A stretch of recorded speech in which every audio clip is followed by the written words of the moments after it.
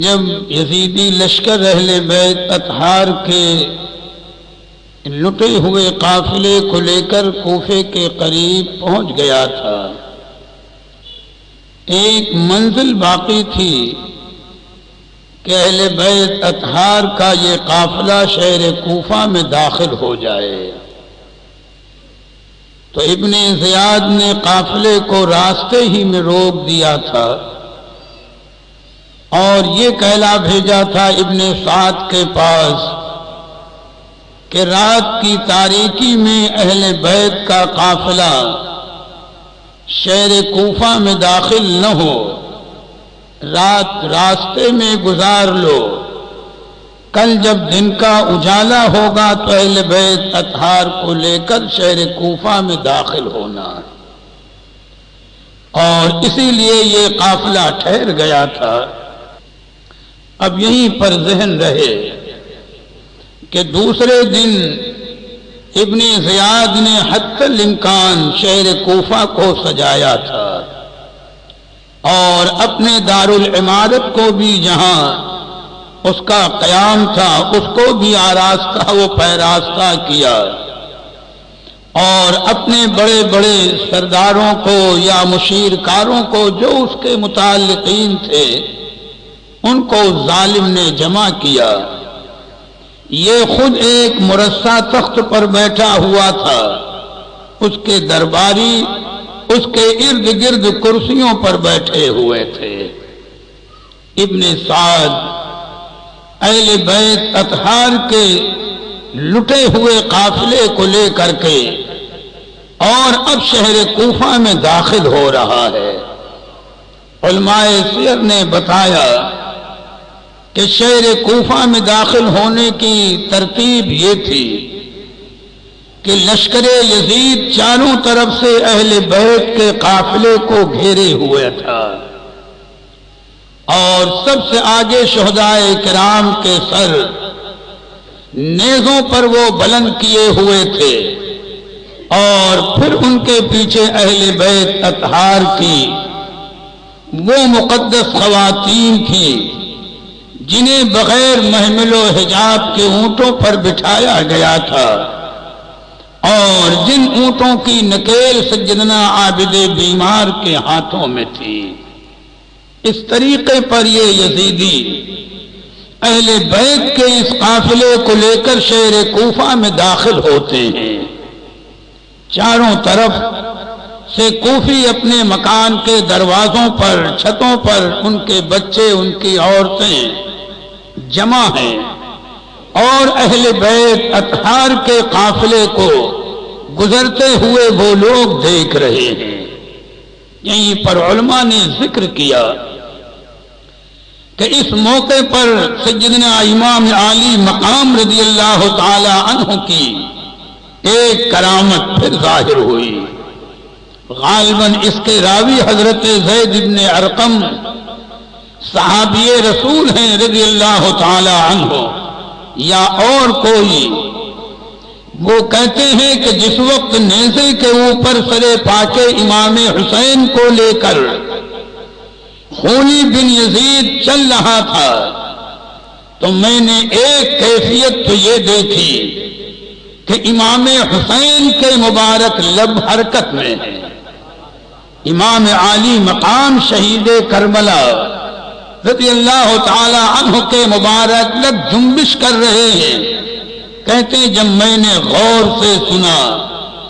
تو میں نے یہ سنا کہ امام عالی مقام کے مبارک لب اس آیت کریمہ کی تلاوت کر رہے تھے کہ وَلَا تَحْسَبَنَّ اللَّهَ غَافِلًا عَمَّا يَعْمَلُ الظَّالِمُونَ، کہ اللہ تعالیٰ کو ظالموں کے ظلم سے غافل نہ جانو۔ لبہائے امام عالی مقام اس آیت کریمہ کی تلاوت کر رہے تھے کہ وَلَا تَحْسَبَنَّ اللَّهَ غَافِلًا عَمَّا يَعْمَلُ الظَّالِمُونَ، ظالموں کے ظلم سے اللہ تعالیٰ کو غافل نہ جانو۔ اور سیر کی ایک روایت یہ بھی ملتی ہے، یا پہلے اس کو سننے سے پہلے سرکار اعلیٰ حضرت رضی اللہ تعالی عنہ کا یہ شعر ذہن میں رکھ لیں کہ آپ نے بڑا پیارا شعر قصیدہ نور میں فرمایا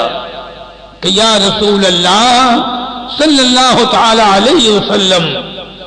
تیری نسل پاک میں ہے بچہ بچہ نور کا، تیری نسل پاک میں ہے بچہ بچہ نور کا،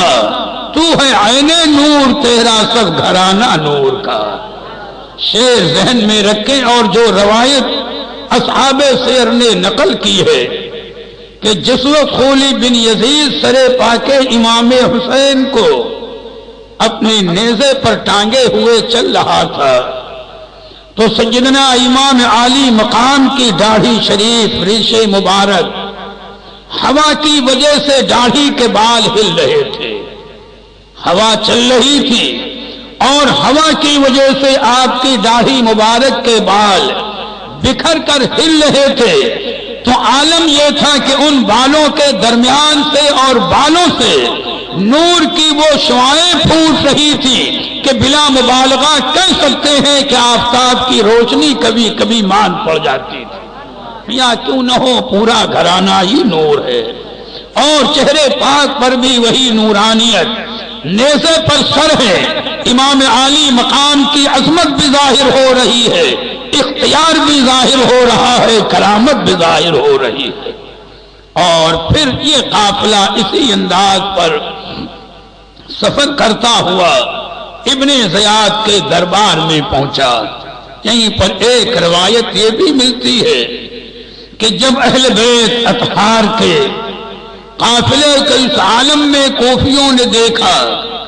اور ان کے عورتوں اور بچوں نے یہ کیفیت دیکھی، برداشت نہیں کر سکے، رونے لگے،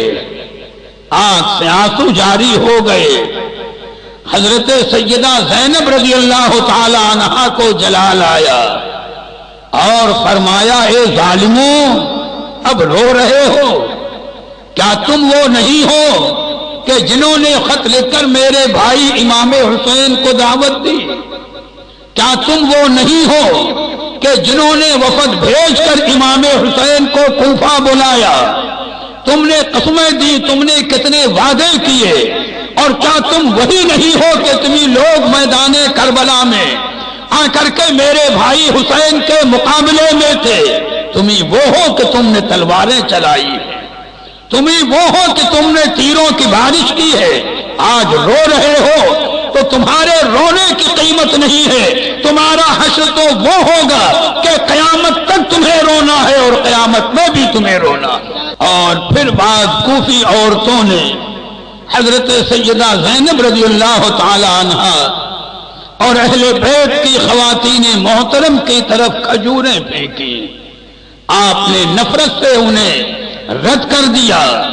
اور فرمایا، تم مجھے صدقے کے طور پر غریب و محتاج سمجھ کر یہ کھجوریں دے رہی ہو تو سن لو کہ یا اہل الکوفہ ان الصدقۃ لنا حرام، ہم اہل بیت نبی ہیں، ہمارے لیے صدقہ حرام ہے، ہم وہ ہیں کہ ہمارے صدقے میں دنیا پل رہی ہے اور تم ہمیں صدقہ دینا چاہتے ہو، ہم مجبور نہیں ہیں، ہم صبر و رضا کے راہ کے مسافر ہیں، امتحان دے رہے ہیں اور رب تعالیٰ کی رضا حاصل کر رہے ہیں۔ یا سیدہ زینب کا جواب تھا،